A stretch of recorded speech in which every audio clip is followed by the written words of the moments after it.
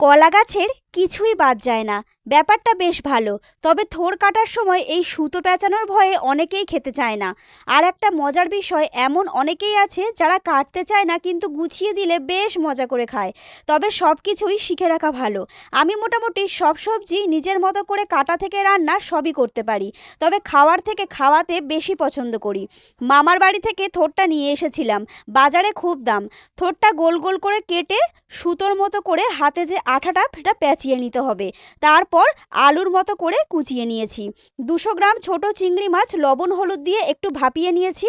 থোড় কুচোনোতে অল্প লবণ দিয়ে একটু চটকে নিতে হবে, তাতে বেশ নরম হবে। 10 মিনিট ঢাকনা দিয়ে রেখে দিতে হবে। কড়াই সর্ষের তেলে শুকনো লঙ্কা সর্ষে ফোড়ন দিয়ে চটকে নেওয়া থোড় দিয়ে নেড়ে চেড়ে হলুদ সামান্য লবণ দিয়ে নেড়ে 2 রকম সর্ষে আর কাঁচা লঙ্কা বাটা দিয়ে শুকনো করে নেড়ে চেড়ে চিংড়ি মাছ দিতে হবে। সামান্য চিনি দিলেই ব্যাস রেডি থোড় চিংড়ি।